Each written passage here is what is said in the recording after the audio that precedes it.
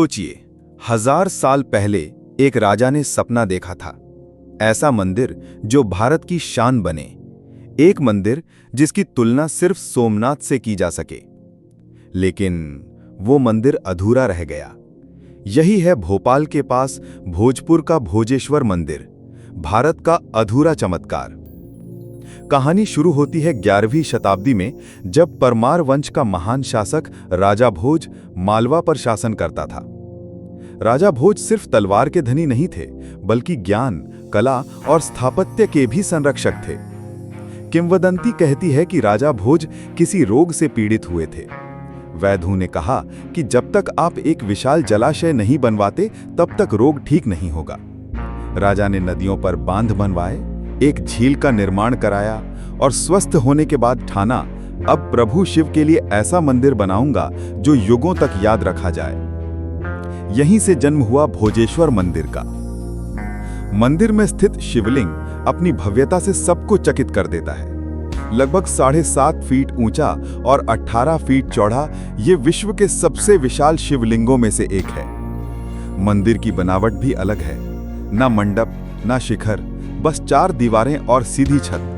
और पहाड़ी पर आपको पत्थरों पर खुदी हुई योजनाएं मिलती हैं। खंभों के डिजाइन, फ्लोर प्लान, नक्शे, मानो उस युग के इंजीनियरों ने अपनी आर्किटेक्चर की किताब पत्थरों में दर्ज कर दी हो। लेकिन सवाल यह है, ये मंदिर अधूरा क्यों रह गया? इतिहासकारों की कई धारणाएं हैं। कुछ कहते हैं कि गणना की गलती हुई और छत का भार नहीं संभला।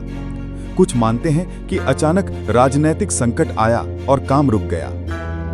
तो कुछ मानते हैं कि राजा भोज ने सोमनाथ मंदिर की रक्षा के लिए अपना ध्यान वहां लगा दिया।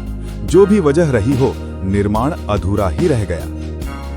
राजा भोज सिर्फ मंदिर नहीं बना रहे थे, बल्कि पूरी नगरी का सपना देख रहे थे। उन्होंने बेतवा नदी और उसकी सहायक नदियों पर बांध बनवाए, जिससे एक विशाल जलाशय बना। ये झील लोगों की प्यास बुझाती थी, खेतों को सींचती थी और क्षेत्र को समृद्ध बनाती थी। वास्तव में राजा भोज अपने समय के महान इंजीनियर भी थे। आज भले ही मंदिर अधूरा है, लेकिन आस्था पूरी है। महाशिवरात्रि और सावन में हजारों भक्त यहां उमड़ते हैं। महारुद्र अभिषेक, आरती और भजनों से वातावरण गूंज उठता है। सरकार यहां हर साल भोजपुर उत्सव भी आयोजित करती है, जहां संगीत, नृत्य और संस्कृति का संगम होता है। आज भोजेश्वर मंदिर भारतीय पुरातत्व विभाग द्वारा संरक्षित है। इसे भारत की UNESCO world heritage tentative list में शामिल किया गया है और इसे राष्ट्रीय पर्यटन पुरस्कार भी मिला है। तो दोस्तों, राजा भोज का सपना भले ही अधूरा रह गया, लेकिन उनकी आस्था और दृष्टि आज भी पत्थरों में दर्ज है। भोजपुर मंदिर हमें बताता है कि कभी-कभी अधूरे सपने भी अमर हो जाते हैं।